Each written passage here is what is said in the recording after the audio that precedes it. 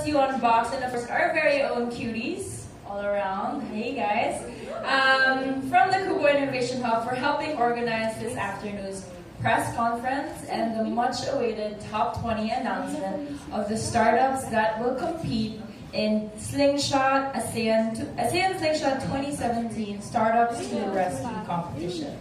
Let's also please welcome our distinguished panel who will be talking this afternoon's press conference and announcement. Katrina Chan, the director of QBO Innovation Hub. Renee Butch-Millie, president of the Philippine Disaster Resiliency Foundation, also the president of Ideaspace and QBO. Ms. Wala Eliazar, program manager of the Inclusive and Sustainable Unit of the United Nations Development Program. And of course, Ms. Noya Tirado, Undersecretary of the Department of Trade and Industry. Let's give them a round of applause. Let's also please acknowledge the presence of Ms. Leanne Eustachio, Executive Director of Ideaspace. What role could your startup play in case of a disaster? If Facebook has Safety Check and Airbnb has Open Home Emergency Shelter, how can your startup integrate an innovative solution into your current platform? In what way can your startup come to the rescue? QBO, in partnership with the United Nations Development Program, proudly presents Startups to the Rescue, a pitching competition happening during Slingshot ASEAN 2017, where startups can put forward their ideas to promote disaster preparedness and resilient recovery in times of crisis. Earthquake, hurricane, typhoon, war, conflict, volcanic eruption, pandemic, all of which we've probably already experienced in the Philippines. We've invited startups all across the ASEAN region to pitch their ideas and technological solutions to startups to the rescue. Before we get right to the competition, let's first talk about the startup ecosystem in the Philippines and how QBO Innovation Hub is changing the game. Our first speaker for today is currently QBO Philippines Director. With experience in corporate development, capital markets, and scaling startups, Katrina leads QBO's initiatives in developing a startup ecosystem in the country. She also serves as Ideaspace Associate Director for Strategy and Business Development. Let's all welcome Katrina Chan.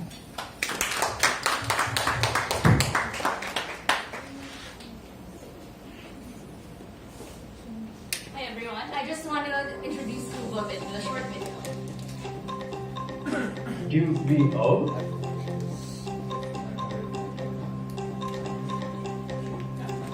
QBO?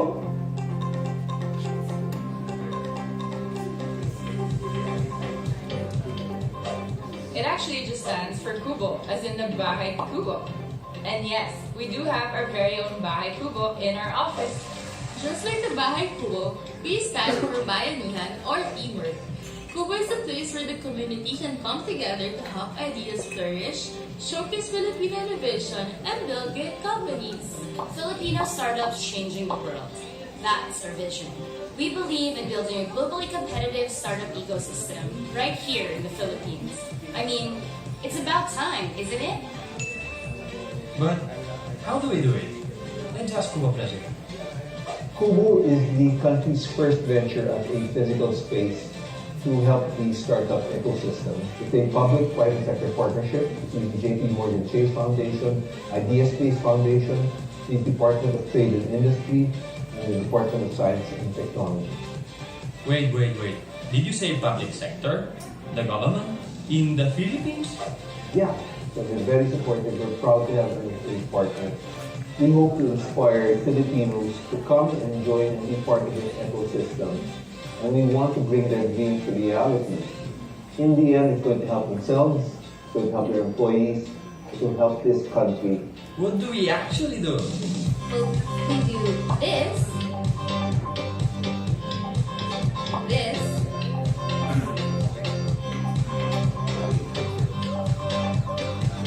this,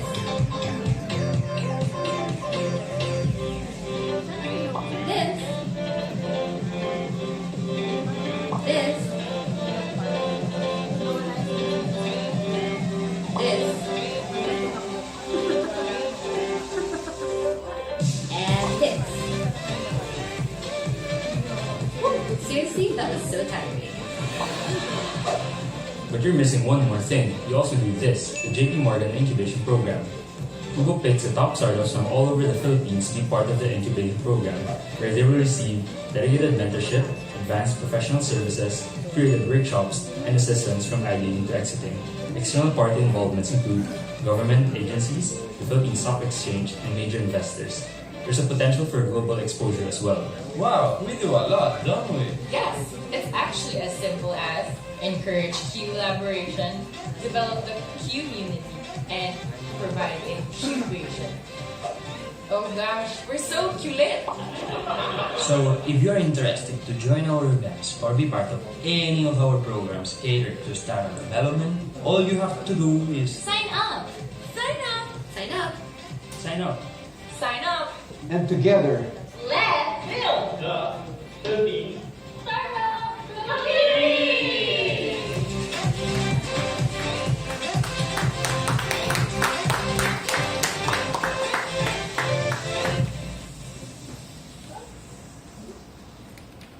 So, once again, thank you everyone. I'm Kat Chan, one of your resident QBs here at QBO.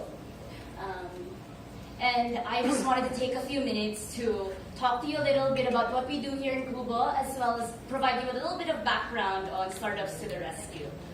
So, QBO is the Bahay Kubo with a Q, and you're standing in it right now. It's actually the first piece of furniture that we got when we started QBO, and it serves to remind us of three things. The first is that this is a home for startups. The second is that you can be humble and scrappy and still make it big and go everywhere. And the third is really the ethos or the spirit behind QBO, which is bayanihan. It's a word that's kind of difficult to translate, but it's really about the community coming together to achieve great things and doing it by everybody working together, right? And we were actually created out of a spirit of bayanihan. So of course, I would always like to acknowledge our partners in making QBO come alive. Those being Idea Space, one of the Philippines' largest accelerators, JP Morgan, the Department of Trade and Industry, who's also our host here at QBO, and the Department of Science and Technology. So what we actually do at QBO, you'll actually find around you guys a bit more information about the programs and services, but it really all boils down to a few main things. It's encouraging collaboration, which is what we're doing now, right? So we have an amazing partnership with PDRF and the UNDP, and of course Slingshot to make this event happen. It's also developing the startup community through various programs, workshops, feedback sessions, what have you. And by providing incubation services to really take startups to the next level. So our goal with all of our programs is to help grow startups in the Philippines and help them change the world.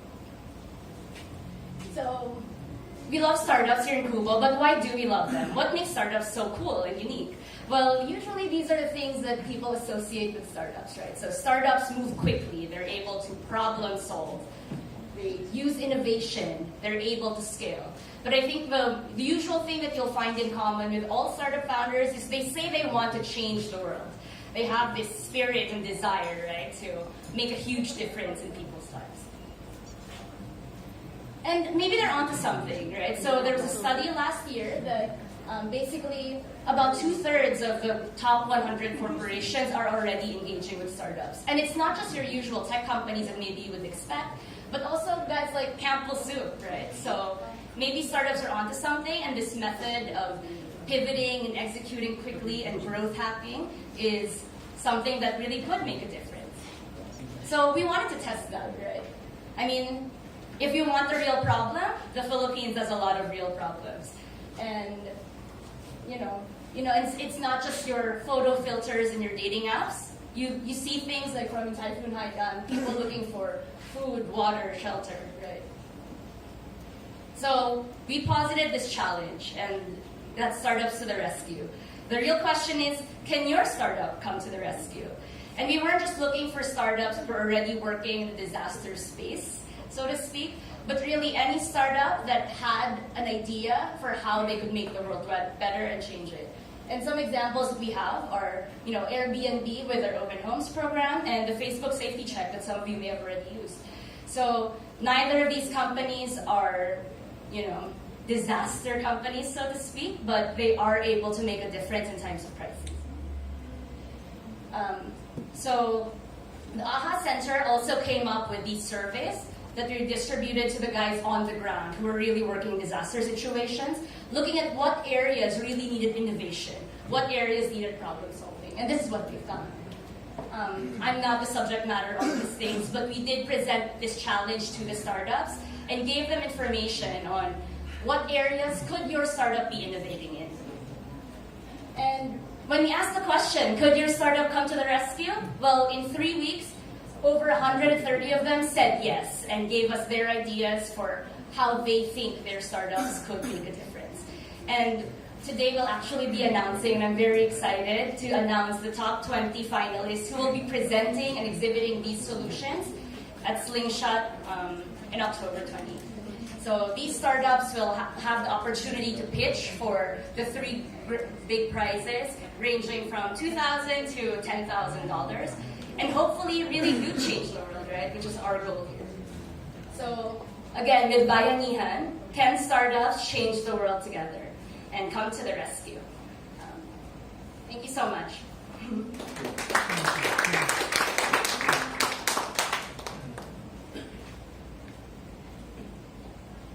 Thank you very much, Kat, for your inspiring talk. Our next speaker is a global executive with over 20 years corporate experience in the US, Europe, and Asia. He has an extensive experience in disaster and crisis management, public relations, and on corporate social responsibility activities. He is currently the president of Philippine Disaster Resiliency Foundation, or PDRF, a private public partnership focusing on disaster preparation, response, and recovery. The president of QBO Innovation Hub and Idea Space Foundation too. May we call on Mr. Rene Butch Mealy. Hello everyone. Actually, what I was going to say, they kind of said it already between Natasha and Kat.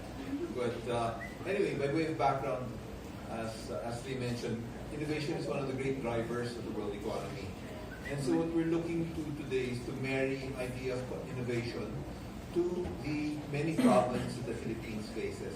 We're one of the most disaster-prone countries in the world. We're either number 2 or number 3 on the list. As Natasha mentioned, you name it, we have it, whether it's volcanic eruptions, earthquakes, typhoons, pandemics, civil conflict also. All of these things are affecting us, and we need something like innovative companies to come to our rescue and provide us with solutions to these issues which we face every day. And these issues are very daunting for organizations like UNDP, PDRF. All around the world we're facing these crises, both natural and man-made. And what's our solution? Well, our solution, and I want to quote one of my favorite guys that I like to quote, Robert Kennedy. What's our answer? Our answer is to rely on youth, young people like you. It's not a time of life, but a state of mind. It's not the temper of the will. It is a temper of the will, a quality of imagination, a predominance of courage over timidity, of the appetite for adventure over the love of peace. So that's the difference maybe between a lot of you here and me. As you get older, you tend to like comfortable things in life, and you tend to be timid perhaps about changing things, about starting things. And that's what we're here to change and make a difference in. We want to bring in the spirit of young people, where you're not scared to take a risk, where you're not scared to fail. And that's what we need in the whole humanitarian system, and we're hoping to bring that all together in this one competition. So today, UNDP, PDRF, the Department of Trade and Industry, the Department of Science and Technology, JP Morgan, and Idea Space Foundation joined QBO Innovation Hub in challenging startups all across the ASEAN countries to come up with novel products that will help in the face of any phase of a disaster, whether it's preparedness, response, or recovery. I want to thank UNDP for working with us closely on this and providing some of the judges in the competition.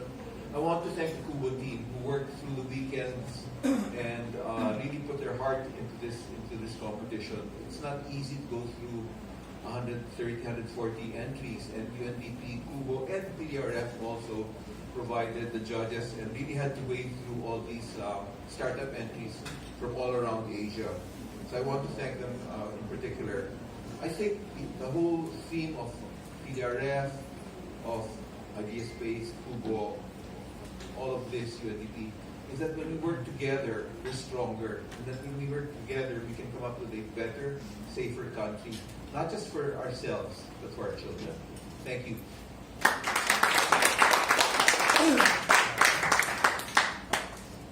Thank you so much, Butch. We've heard from PDRF and we've also heard from QBO, but this won't be possible without the UNDP. Let's also call the Program Manager of the Inclusive and Sustainable Unit of United Nations Development Program. She was a forester and environmental planner from the Philippines. Her competency areas include project management covering conceptualization and design, preparation of M&E frameworks, and evaluation. Her major work include being manager of 3 major programs of WB and UNDP. Her areas of expertise are in protected areas planning and management, community-based resource management, indigenous community conserved areas, land administration and management. She is an honorary member of the Global ICCA Consortium. She works well with policymakers, local communities, and indigenous people, local government units, and NGOs. Ms. Folay Eleazar, everyone.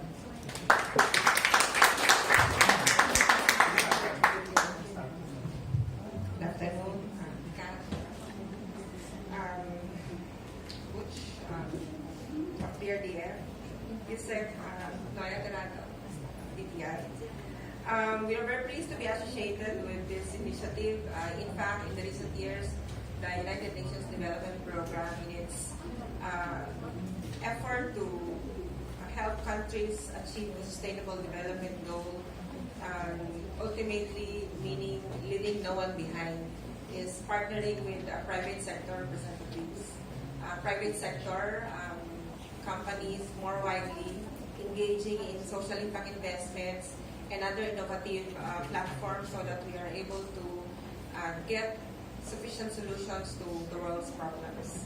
As you know, the UNDP is espousing the SDG, and there are about 17 of them. In the Philippines, we are very concerned about our problems with reducing our risks of disasters. So why innovate? Our existing systems, products, and services incapable of responding to current disaster challenges. So what is new in DRR and CCA? As mentioned earlier, we know that the Philippines is considered one of the most vulnerable countries in the world. In fact, the Global Assessment Report in 2015 and for the last 5 years before that has ranked the Philippines as the 3rd at most risk country in the world, next to Vanuatu and Tonga. So imagine that. We are the most at-risk country, not because of our low adaptive capacity, not because of our low COVID capacity and susceptibility, but because of our natural exposure to hazards. So as Butch said, you name it, we have earthquake, volcanoes, we're in the ring of fire, we are in the typhoon belt. We experience as much typhoon as any other country in the world. So that makes it very essential for the Philippines and the Filipinos in particular to be more aware of the risks that we're facing and think of all the possible solutions that we can get to be able to reduce those risks. How do you reduce those risks? You minimize the exposure, you make sure that you're able to respond to the risk, to the disasters, and recover early.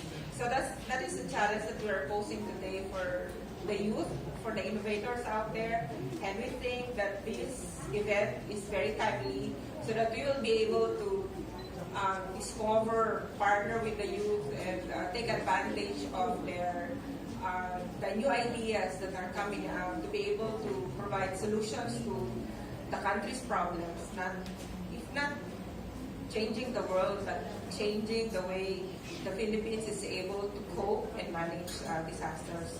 So we are very thankful with this partnership. We hope that this will be the start of our more long-lasting relationship with the PDRF, QBO, and Idea Space, and more especially the youth who are very rich in terms of ideas and innovations and new technologies that can impart to us so that we are able to address the needs of our vulnerable communities. So thank you, and we look forward to the top 20. We're very excited about this. Thank you very much. Thank you so much, Ms. Paula. Definitely, this competition is very timely. Timely also because we are launching it in Slingshot.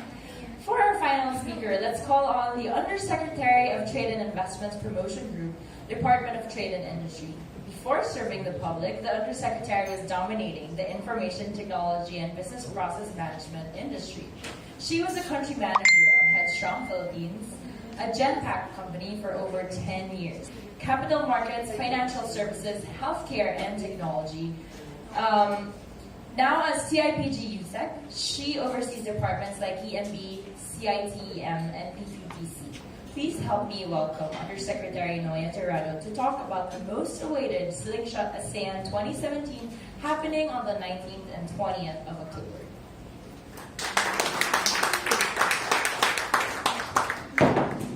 Good afternoon, everyone. Thank you for being here. I'd like to acknowledge the presence of our partners, UNDP, PDRF, of course, our partners in QBO, especially with Butch here as the one who is the top honcho in making this happen, and the cuties headed by the top cutie, QTS, yes. So anyways, first of all, what is Slingshot? The Slingshot started as an idea. It's a startup idea of the trade and industry where we wanted to have a platform to bring together the startup community and be able for government to be able to provide an avenue or a facility, if you will, to enhance the ecosystem, or if not to build the ecosystem, where more startup businesses would thrive. So we started off with the Slingshot event back in July 2015 during the APEC hosting year. And every year thereon, we have this big event called Slingshot. This is the third Slingshot event, and it so happens that this year is also the hosting year for ASEAN. And this is why there's this October 19 to 20 Slingshot event at ASEAN, where we would like to bring together the community of startups, not just in the Philippines, but also our the other member ASEAN states. Provide also an opportunity for startups within the region to have access to markets. But after all, it's already a free flowing of goods and hopefully and services, for that matter, and also have a build on the networks. It also brings about the opportunities for those startups that are already growing to spotlight them and be able to also recognize those who are achieving the next level. And in doing so, be able to provide other startups to some inspiration and more motivation to strive and to enhance their grit, right? And continue to be ambitious.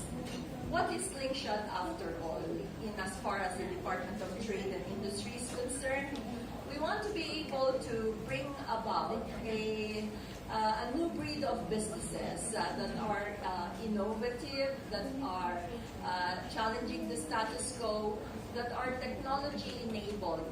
What do we mean by technology? It is not just digital. There are four main streams that we're looking at. Digital businesses that are in digital space, businesses that are in biotech, businesses that are developing advanced materials so that we can improve the raw materials for our exports and for our raw materials within the consumption economy.